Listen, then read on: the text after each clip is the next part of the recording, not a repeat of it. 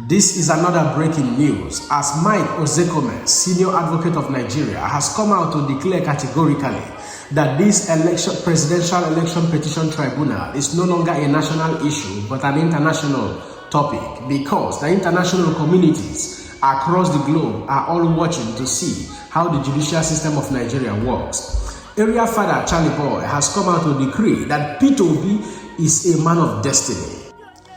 Charlie Boy went further to say that P2B will be the first man in the history of Nigeria, the man of destiny, to reclaim his stolen presidential mandate. Please listen to the rest of the news. God bless you. Into the All Progressive Congress. We will do all that we ought to do, leaving no stone unturned. And let me assure you that it will be obvious to Nigerians that we did our utmost best. And that election is the worst we have ever had in this country, the worst in Africa, perhaps the worst in the whole of the third world, and that is true. Counsel to the People's Democratic Party believes the proceedings should be televised to give it more credence. Public hearing means members of the public should be allowed, and the court got it right today when they saw that the whole courtroom was filled with only lawyers. They said no, but lawyers should try to create some space so that members of the public will also sit down and witness or watch what is going on. So this case is not just of national dimension alone, it is also of international dimension. The whole world is watching. They want to see how our justice system works. The counsel to the president-elect, however, declined comments. Presidential election court will continue its pre-hearing session. Hello, wonderful people. I am glad to come your way once again. We are happy to bring to you the highlights and what is happening in and around the Presidential Election Petition Tribunal, which started yesterday through today, the 9th of May 2023, through 10th of May 2023. I am happy to bring to your notice that hope is simply very high, just as Mike Ozehkome, the senior advocate of Nigeria, has come out to say that this presidential election petition tribunal, this court hearing, is not only a national issue, it's not only a national topic in Nigeria, as the international community are watching in earnest to see how the judicial system of Nigeria works. That simply means that all eyes, both locally and internationally, are on Nigeria, especially the judiciary, to deliver a just judgment. Well, I sincerely believe that this very time that Nigeria has never been divided as much as it is right away, and for this reason it is expected that the judges, the 5-man panel of judges of the appeal court, will deliver the best of judgment to save this nation. It is also worthy to share that the lead counsel to President-elect, as announced by INEC, Bola Ahmed Tinubu, refused to make any comment when approached by the media within the Presidential Election Petition Tribunal surrounding.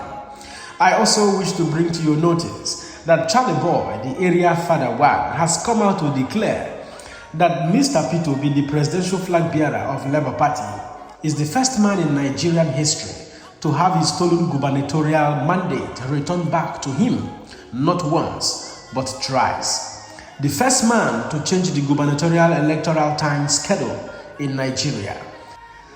Charlie Boy went further to say that P2B is the first man that the candidate of the opposition parties use his pictures and the obedience slogan to aid their campaign.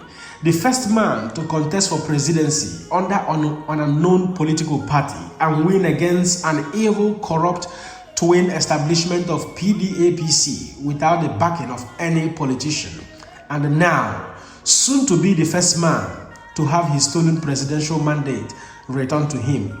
I present to you the man of destiny, His Excellency Peter Gregory Obi. This sounds really amazing because the man P2B I know is a man who is competent in works and in character. P2B has been tested and trusted. He is one of the rare politicians in Nigeria who never uttered any derogatory statement during the entire period of his campaign. The way he comported himself The way he went about with issue-based campaign in humility is worth learning at the university level. I wish to go further to react to some of the comments from notable and unpopular Nigerians.